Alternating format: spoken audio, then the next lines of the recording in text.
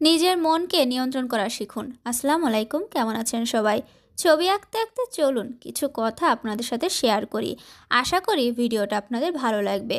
যখন আপনার ব্রেন আপনার নিয়ন্ত্রণে থাকে, তখন আপনি নিজের অলসতাকে কন্ট্রোল করতে পারবেন, নিজের কাজে ফোকাস করতে পারবেন, রাগকে কন্ট্রোল করতে পারবেন।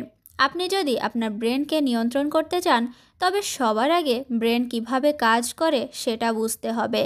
আমরা কোনো একটা কাজে ফোকাস করতে পারি না, কারণ আমরা কোনো কাজকে মন দিয়ে করি না।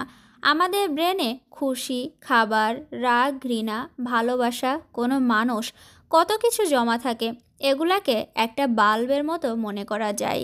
যখন আপনি খাবার সম্পর্কে চিন্তা করবেন, তখন আপনি আপনার ব্রেনের এনার্জিকে খাবার সম্পর্কের বাল্বটি জ্বালানোর জন্য ব্যবহার করেন। তখন আপনার ফোকাস খাবারের ওপর থাকবে। তখন হুট করে আপনার ব্রেনে যদি রাগের চিন্তা আসে, তবে খাবারের বাল্বটি কাজ করা বন্ধ করে দেয়। এভাবে হাজারো বাল্ব জ্বলা নিভা চলে। এতে আমরা অনেক সময় নষ্ট করে ফেলি। যদি আপনি কোনো বিষয়ে 100% দিয়ে চিন্তা করেন, তবে সেটা আপনি পাবেন। কিন্তু আমাদের ব্রেনে প্রতিটা মুহূর্তে নানা ধরনের চিন্তা চলতে থাকে। এজন্য আমাদের জীবনে কোনো কিছু বাস্তবে পরিণত হয় না। এর কারণ আমাদের ব্রেন আমাদের নিয়ন্ত্রণে নাই। মেডিটেশন করার সময় আমরা আমাদের মনকে নিয়ন্ত্রণ করার চেষ্টা করি।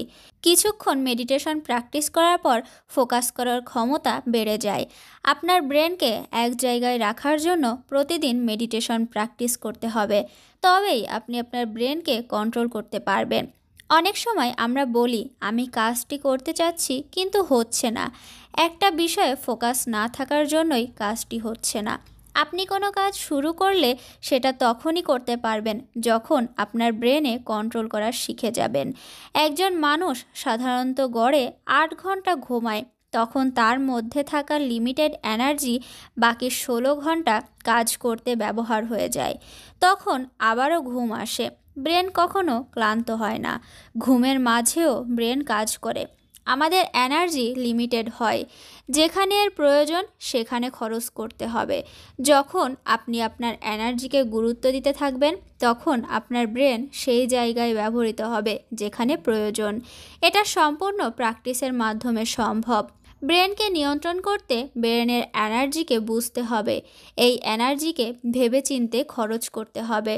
কথা বলতে বলতে আমার পেইন্টিংটা প্রায় শেষের পথে। আজকের পেইন্টিংটা কিছুটা মানুষের স্ট্রাকচারের আর কিছুটা একটা গ্লাসের স্ট্রাকচারের। আজকের এই ইউনিক ধরনের পেইন্টিংটা আপনাদের কাছে কেমন লাগলো অবশ্যই কমেন্টের মাধ্যমে জানাবেন। ভিডিওটা ভালো লাগলে আপনাদের পরিচিতদের মাঝে শেয়ার করতে পারেন। আমার পেজে নতুন হয়ে থাকলে লাইক ও ফলো দিয়ে পাশে থাকবেন। আজকে পর্যন্তই, ভালো থাকবেন সবাই।